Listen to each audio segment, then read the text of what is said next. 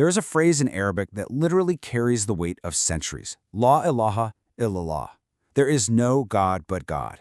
Just 5 words. It's the most recited sentence in human history. But where did those words actually come from? What kind of world did they emerge from? What did they cost? And ultimately, what have they become? Today in this explainer, we are diving deep into scholar Reza Aslan's landmark book, No God But God. Published in the long shadow of 9/11, when the Western world was desperately asking questions about the origins of this faith, Aslan stepped forward, not with outrage, but with history. It's a book that begins not with modern politics, not with breathless headlines, but with sand, desert sand, the 6th century, and a small, mysterious stone sanctuary in the middle of Arabia. Lā ilāha illā. There is no God but God. It's a declaration that has been whispered into the ears of newborns, murmured at deathbeds, carved into stone, stitched into banners, and is spoken by over 1 billion people every single day. This single, powerful declaration is the absolute anchor for our entire journey today. Because we aren't starting with modern debates. We are going to trace the evolution of an incredibly powerful idea. To understand how a small, 6th century movement completely transformed human civilization, we have to go back to its roots. We need to trace the mystery of how a spiritual revelation evolved into a massive, global geopolitical force. To get there, we've structured this explainer around 6 distinct eras: the time of ignorance, the prophet's journey, the wars of succession, Sharia and Sufism, the colonial crisis, and finally, the ongoing Reformation. Let's jump right in. Part 1. The Time of Ignorance. Pre-Islamic Arabia. Okay, picture Arabia in the year 570 CE. No single empire rules it. The great powers of the age, the Byzantine Romans to the northwest and the Sassanid Persians to the northeast, well, they've basically fought each other to exhaustion. Between them lies this incredibly arid expanse, too fractured by constant tribal warfare to even be worth conquering. Yet, right in the middle of this is the city of Mecca. And at the center of Mecca is a structure so ancient, even the Arabs didn't remember who built it. A stone cube surrounded by over 300 idols, known as the Kaaba.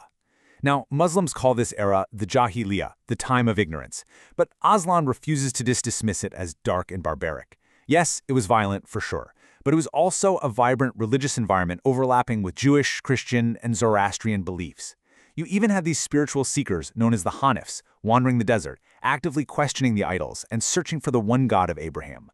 But despite all that spiritual searching, profound injustices plagued the society of the Quraysh. That's the merchant elite who ruled Mecca and practically profited off the Kaaba. We're talking constant tribal warfare, female infanticide, grotesque wealth concentration, and normalized slavery. That was just the absolute status quo. The poor had 0 rights, orphans had 0 protection.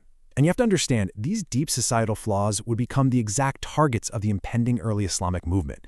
It wouldn't just be born as a theology, it was going to be a direct, systemic social revolution.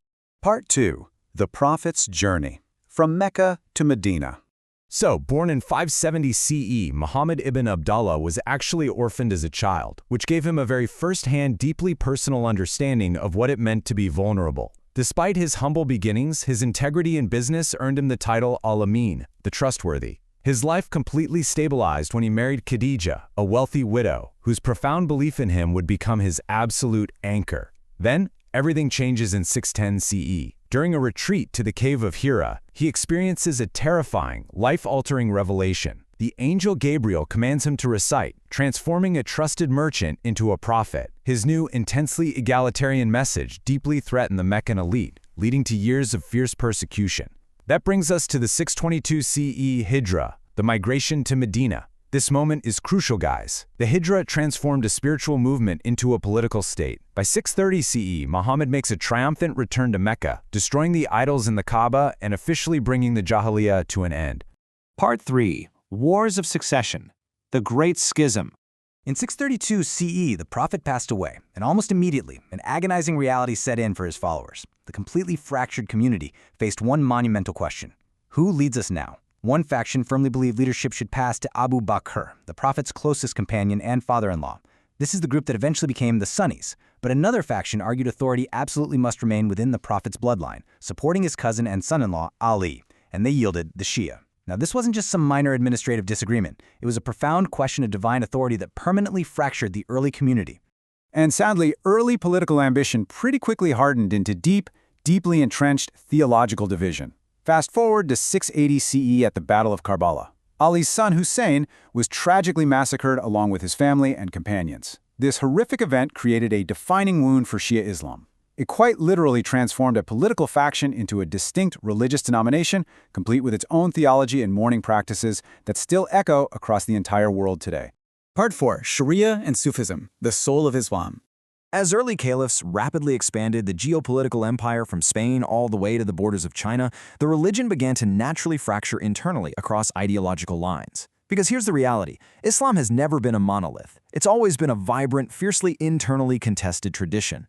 On one hand, you have Orthodox Islam and Sharia, which emphasizes strict jurisprudence, correct practice, and translating divine guidance into real-world human governance.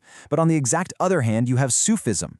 Sufism emphasizes poetry, mysticism, the annihilation of the ego, and a direct, highly personal experience of the divine.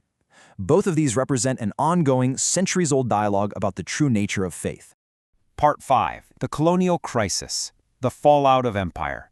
For centuries, the Islamic world experienced a massive golden age. We're talking huge breakthroughs in math, medicine, and philosophy. But that rich internal dialogue was violently interrupted when it collided head-on with European colonialism. European powers came in, dismantled institutions, and redrew borders with sheer arrogance. This inflicted a deep psychological wound, making many feel like Islamic civilization itself had failed. This intense trauma actually birthed three distinct responses. First, the secularists. They wanted to aggressively adopt Western modernity and abolish the caliphate to completely separate religion and state. Then, the Islamic modernists. They sought to revive independent reasoning, trying to harmonize their historic faith with modern life. And finally, the Islamists. They sought pure purification, totally rejecting the West and aiming to rebuild the Islamic State strictly through divine law.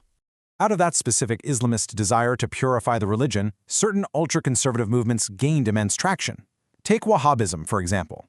Originating in 18th century Arabia, it advocated for a strictly literalist Islam, entirely stripped of Sufi mysticism and centuries of historical traditions. Now, while it began as a product of its specific historical time and place, it was later heavily funded by modern oil wealth, and that gave it a massive, disproportionate influence over global Islam in the modern era. Part 6. The Ongoing Reformation. A Clash Within.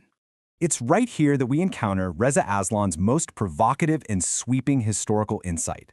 Think back to the Christian Reformation in 1517. It was violent, it severely fractured Christendom, but it ultimately redefined the entire relationship between faith and authority. Aslan argues that today, roughly 1,500 years after its founding, which, to put that into perspective, is the exact same relative timeline as Christianity's Reformation, we are witnessing the Islamic Reformation. The conflicts we see playing out globally today are not actually a clash between Islam and the West, they are a profound, deeply rooted clash within Islam itself, between traditionalists and modernists, over who truly gets to define the faith. So what is the ultimate takeaway from all of this? Islam is not a monolith. It is an ongoing 15-century-long argument over the very nature of God, justice, and humanity. Those 5 little words we started with, lā ilāha illā, they aren't just some static slogan.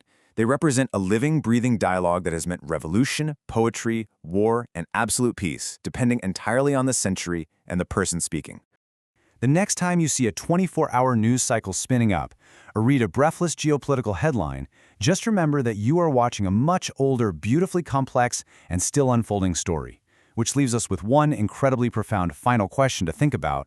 What will those 5 words mean tomorrow? Recto.